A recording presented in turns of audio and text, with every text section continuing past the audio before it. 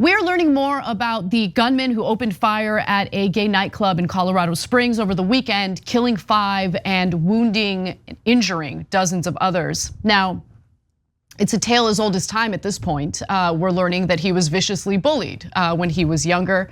At age 15, he became the target of a particularly vicious bout of online bullying in which insulting accusations were posted to a website along with his name, photos, and online aliases.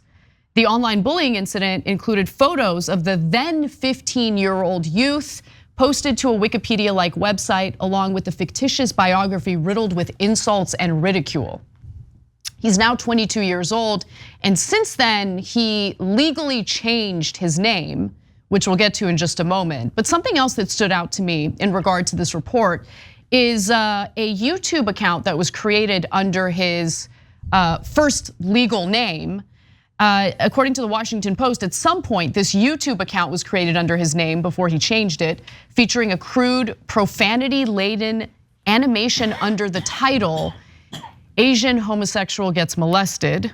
The YouTube account was opened in 2010 with a note to viewers of the channel that read, "What's up guys, please help and subscribe." The crude animation with the Asian homosexual label was added in 2012. The video received more than 300 views, which isn't much, and I'm happy about that. Now, it's unclear whether he created that YouTube channel or the YouTube channel was created under his name by the people who had been bullying him. But at some point, his 2 grandparents helped him change his name.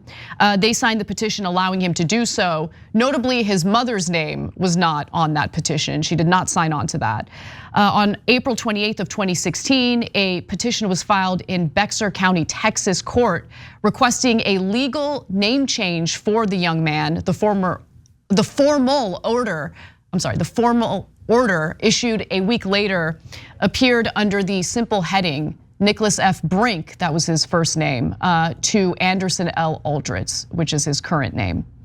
And as we had shared with you when we initially reported this story, he had a run-in with cops back in 2021.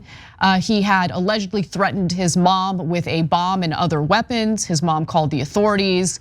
And CNN has obtained some footage that he had actually streamed of himself as he was engaged in a standoff with the cops who had arrived to the scene. Let's take a quick look at that.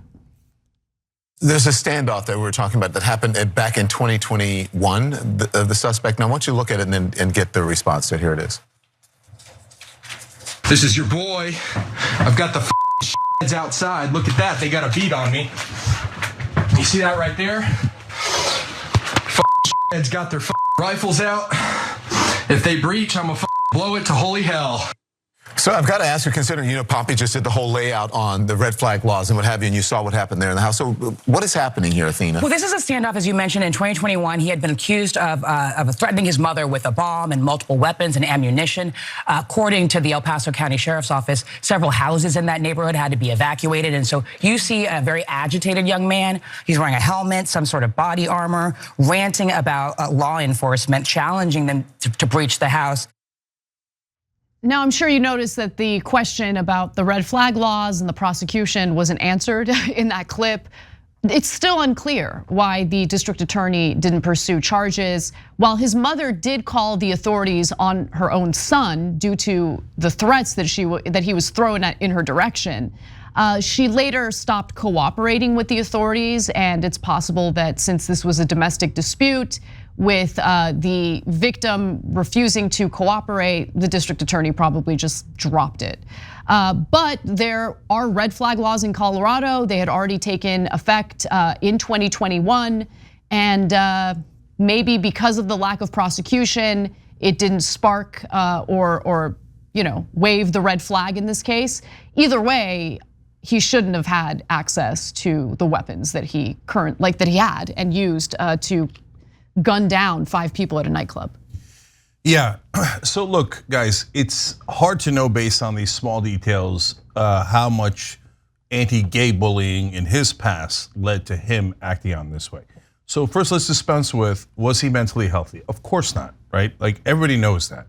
But that's not the only part of the equation. Whenever the right wing wants you to stop talking about anything hateful that they're doing, supporting assault weapons all across the streets that are getting everybody in America killed, including our kids, or they want to attack the gay community and call them groomers and pedophiles, etc., and then get them killed, they'll always go back. It's a mental health, mental health. By the way, they will then turn around and vote against measures that would increase funding for mental health. Let me just note, the last time the House of Representatives voted on legislation that would provide funding for desperately needed mental health care in this country, only one Republican who voted for it or voted on it voted in favor of it. Every other Republican voted against it. Remember that, because mainstream media will never tell you that. They will do propaganda, and Ted Cruz will come out, all the other Republicans will come out, and they'll say, oh, this is a mental health issue. And not one anchor on cable news will say, hey, wait, didn't you vote against mental health funding? What is wrong with you? Why are you lying to our audience right now? Oh, that's a beloved Republican. You have to be really, really, loving towards them. Oh, I can't tell who's right. I can't tell who's right. The guy's lying to you, to your face. Tell to your audience, nope. We're gonna do propaganda on behalf of the Republican Party. They care about these issues just as much. That's why they care about mental health. I mean, they voted against it. They don't want to fund it at all. They don't care about a goddamn thing. Anyway, back to this guy. But we have seen the anti-gay bullying that has led to many disastrous results. I've told you, hundreds of kids have killed themselves. Over the years, thousands of kids have killed themselves because of anti-gay bullying. So this guy didn't kill himself, and again, there's at least some anti-gay bullying on the record, right? We don't know the extent of it, but there's some of it. Well, he wound up killing others, right? And what is the very core that is of the problem in this case? It's that you have to be honest. If it hurts your feelings, I'm sorry. It isn't you, okay? But it is organized religion, and organized religion tells you that being gay is a sin and homosexual acts are a sin. Oh, they say, oh, no, we love the sinner, but we hate the sin. No, the whole thing's made up. It isn't a sin, it isn't immoral at all. It's totally neutral. It's in nature, it is natural. If you believe in God, God created them that way. There's gay penguins, you idiots. Sorry, but it's impossible not to lash out at people who drive this hatred over and over again. There's gay animals in every species. You think God kept making a mistake? Oh, there goes the penguins, oh, the horses, oh, people, oh, beavers. He keeps making all these mistakes? No, it's in nature. Stop calling people who are perfectly normal sinful, immoral. Every time you gotta fight back. I just don't get why does other people's happiness, which has absolutely no impact on your life, either positive or negative, why are people so obsessed with crushing that happiness? I know why. So I know how it originally started. It started in the beginning because the Israelites and the Canaanites were gonna go to war, and they needed as many kids as possible to fight and die in that war among the tribes. So if people were gay, they wouldn't create as many children, so they would force them into straight relationships to create more and more kids, and then more kids to do the farming, etc. That's how it started. It has nothing to do with God. People made it up. And then why does it still persist to this day? Because in every country, there are right-wingers, and in every country, it's the right wing. Every country in the world, it is the right wing that drives hatred towards gay people. What do? The right wing says, oh yeah, they're the others. They're outside our wagons. They're the ones causing all the problems. Why? Because they're probably robbing you. They're probably causing massive problems themselves, and they want to distract you by driving hatred towards other people, and based not on who's actually doing something immoral, but on a random trait.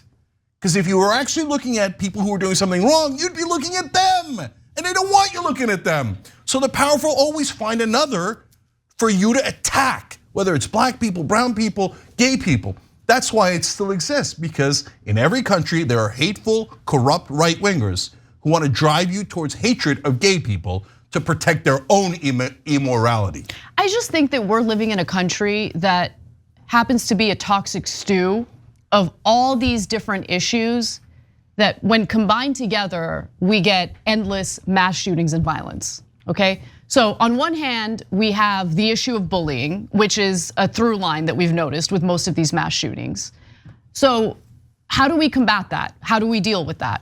At the same time, it's also very much true that there is a growing problem of young men feeling increasingly antagonized, isolated, lonely. That is a huge problem. I don't think the left has handled that issue, or in terms of like their messaging, the immediate knee-jerk reaction to that very real issue in the country is, oh, they just feel entitled to have sex with women. No, we're not even talking about the intimacy thing. We're just talking about the lack of friendship, feeling disconnected from society, feeling aimless, feeling like they have no goals or any objectives. Like that is a problem, okay? So there's that.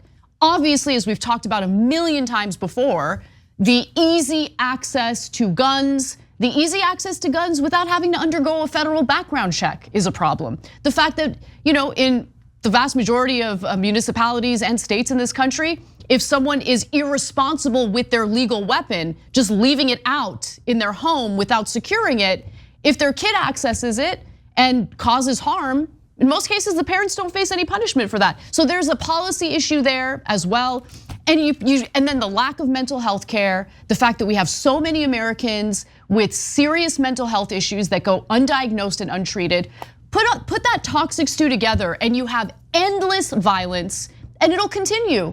It'll especially continue when you have a right wing in this country that intentionally tries to distract Americans from the robbery they're experiencing through corporate greed by focusing on culture war issues and demonizing innocent people as dangerous sexual predators. So think about what kind of toll that takes on someone that is suffering a mental health issue. So a huge majority of the violence in this country is done by young males. Okay, leave out race, just young males. That's just a fact. You could look it up. It's an overwhelming fact.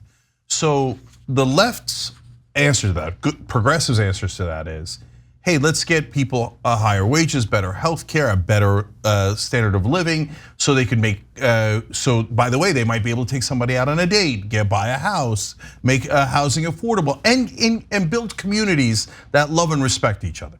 The right wing's answer is, ooh, unstable young males. Well, we could weaponize their grief and their loneliness, and we could turn them into killing machines to kill our opponents.